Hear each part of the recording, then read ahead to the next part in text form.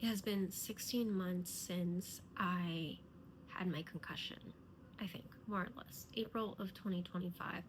And being a former dog trainer, the more I try to navigate recovery, the more I try to talk about it to people and try to share what I need, the more I see a lot of parallels between dog training and prolonged concussion syndrome. So I wanted to share what dog training taught me about prolonged concussion syndrome by first starting to talk about dog training.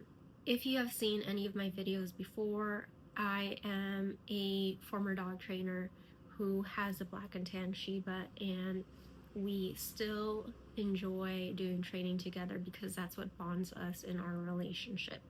One of the hardest struggles for most owners and the most common thing they looking for help in dog training is to get help with the walk.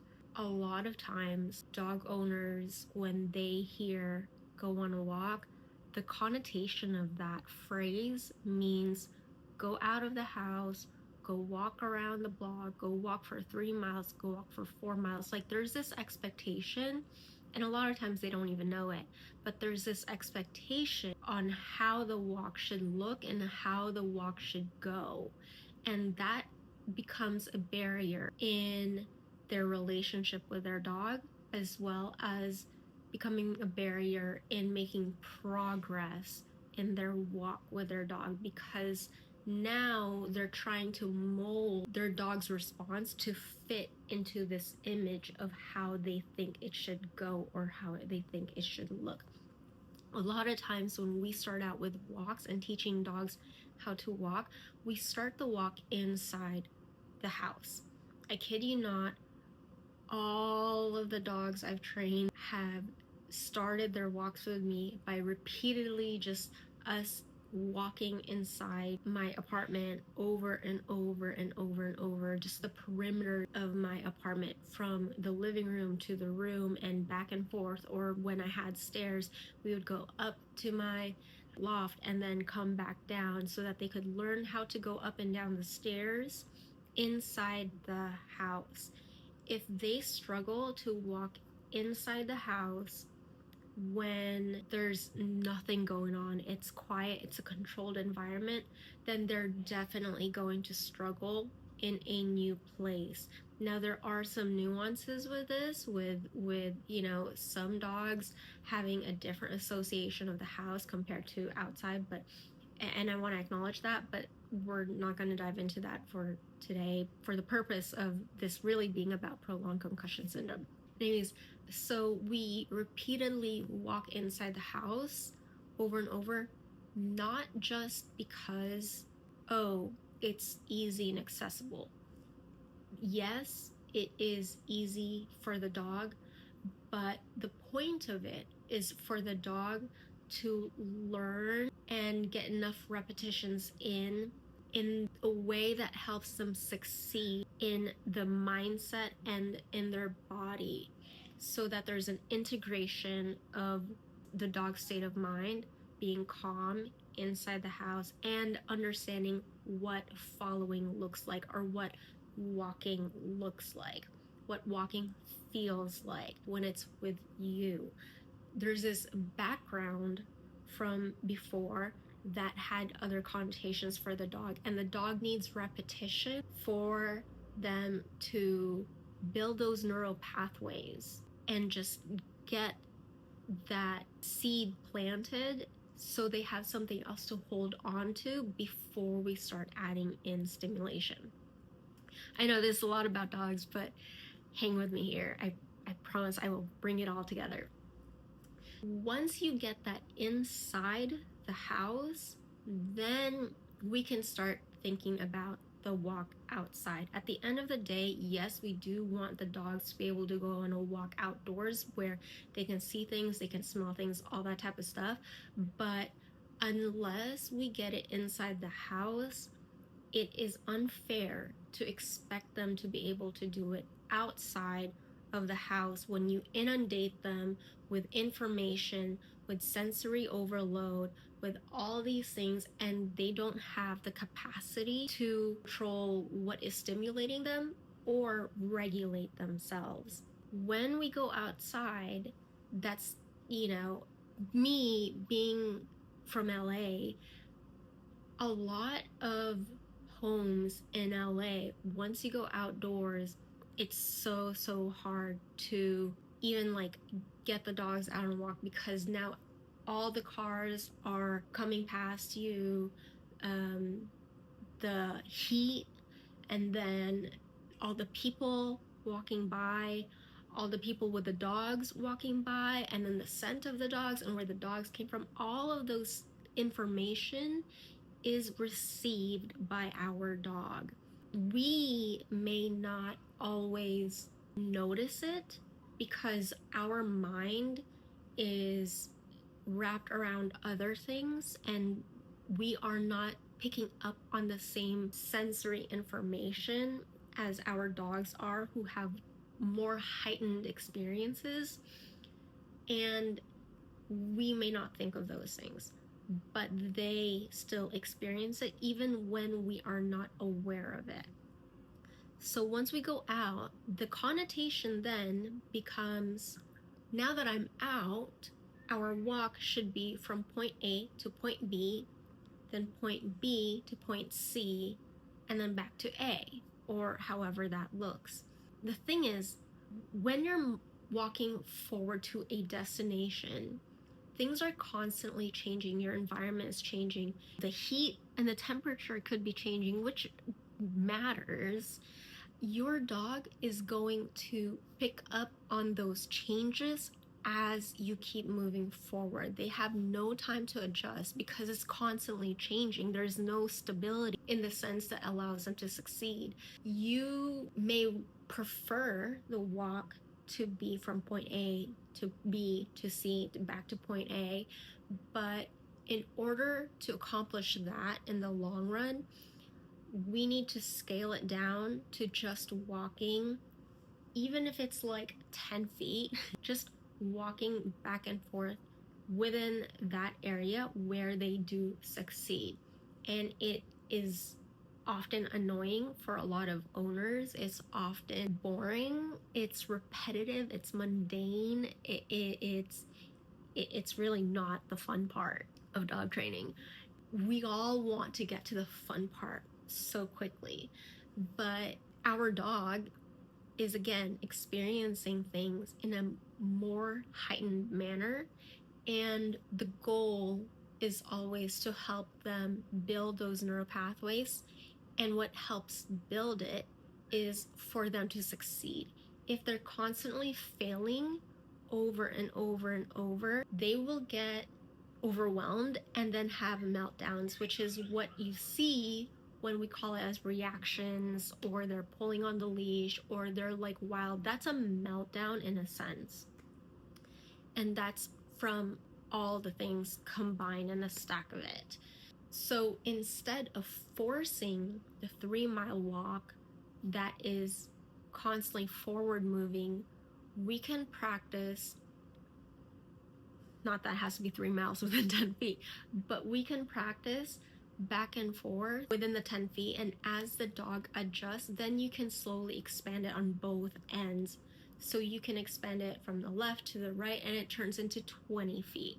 And then you keep walking back and forth, and it's 20 feet, and they succeed. They get in a groove with you. Both of you guys are in a groove together. And then you can expand it to 30 feet. Next thing you know, it's gonna be across your whole street. As you do that over and over and get those repetitions, then eventually you can build up to being able to have forward movement constantly without always having to go back. The problem with this is, because of how, and I'll use LA as an example, not because it's limited to LA, but just because I think most people have an idea of LA life being busy and stacked and everything. Most owners are living in a busy area because it's city life, and therefore their dog can't even succeed right outside their home, and they can't even succeed walking back and forth because it's too much. So they can't even get the reps in, and that becomes a barrier for both the owner and the dog. This is where it gets hard for most owners. I usually like to say, if you guys can't walk right outside your house and around the block or wherever, find the closest area. And sometimes that's a park, sometimes that's just another street that may not be your immediate street, but is close enough so that the drive isn't too far. But find another area where it is quieter, the path is more even, where maybe if you're heat intolerant or so is your dog, which some breeds are, then maybe it's more shaded, maybe it's under the trees, where all these things, these environmental things, are set up for you guys to increase your chances of succeeding. For a lot of owners, hearing that is often frustrating, overwhelming, and the initial reaction can be like, you mean so I have to go drive somewhere just to walk? And it's like, yeah, yes, you are going to have to potentially drive 5-10 minutes from your home and do all those steps and get in the car just so you can walk your dog. And that mental barrier is hard for us neurodivergent owners, and I get that, but that is often the difference between their dog eventually being able to walk around their block so they don't have to do this thing where they're running away from going on walks, and they're stressing about the idea of going on walks for the long term, and it's a pain point that you have to go through for just at least maybe a month or two, depending on how stimulating your environment is. But that's one of the things where they think, oh my gosh, I have to do this for a few weeks before I can do this thing with my dog and just do it right outside our home where it's more accessible. It's like, yes, a month to 2 months sucks of doing this and constantly adjusting and constantly looking for places where your dog can succeed. It sucks to constantly have to adjust to what they are able to handle, as opposed to them just being able to succeed right out the gate. But 2 months is better than the 2 years that has gone by where you haven't enjoyed walking with your dog because your dog is overwhelming you and reacting and all these things, and it's creating a gap in your relationship. How does this relate to prolonged concussion syndrome? The thing is, with prolonged concussion syndrome, the chances are that it became prolonged concussion syndrome because there's so many things stacking that has been exacerbated by the concussion, meaning there were probably a ton of other things happening already prior to the concussion, and it just accumulated over time. And because our brain requires energy from our body, and it doesn't have enough energy to do all the things that it used to be able to do, and there's a mismatch there. Now everything is heightened, especially if you were already neurodivergent prior to the concussion and you already had heightened sensory experiences in comparison to the neurotypical. Now after the concussion, if our baseline was here back then, our baseline now after the concussion is probably already way up, and we're more likely to experience meltdowns, we're more likely to experience heat intolerance, we're more likely to experience the dizziness, we're more likely to experience all the things because our brain's capacity is a lot lower than our own expectations of ourselves. What I've noticed in my own concussion recovery is the more I am able to practice the little things in a safe environment and be able to adjust as needed is the main difference between me progressing or regressing. And that often requires support from people around you, whether that means I might need to get a ride somewhere where it's safer because I can't walk right outside my street because it's too much. The environment is overwhelming and I can't succeed and get the reps, and therefore I can't even walk because I don't have the same capacity to perform in the way I was able to before. So that requires people around me to either help and support me, and I get a ride somewhere where I can do those things and I can build the neural pathways. I can practice and be in my body and perform in a way that helps me succeed. So those neural pathways are being rebuilt, those muscles are being retrained, they're being activated all over again, and it's in a safe manner.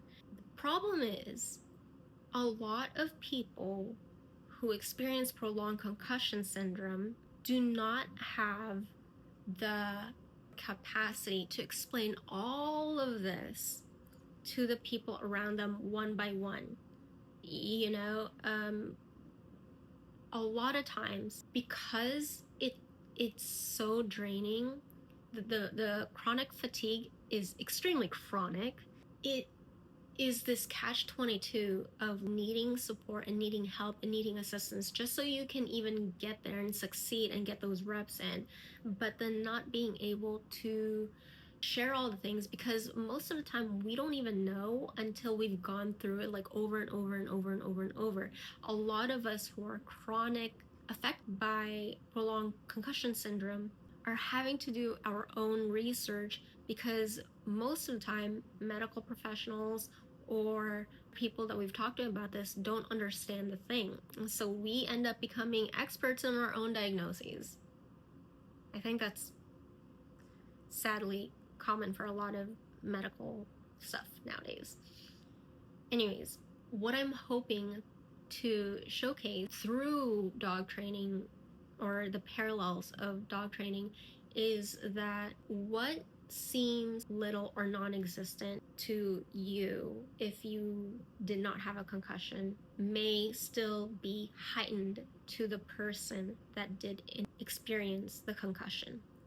And in order for them to navigate prolonged concussion syndrome better, in order for them to be able to rebuild those neural pathways and get out of this feeling of being stuck, then it may require the people around them to have to go out of the way and not just tell them to go out for a walk, but go take them somewhere where they can practice that safely, and then possibly require the people around them to go on the walk with them. Sometimes as humans, we just keep telling people what to do, but most of the time the people struggling with it just need people to do it with, as opposed to just being inundated with information and advice that they're already struggling to process, because more of that just puts them in freeze.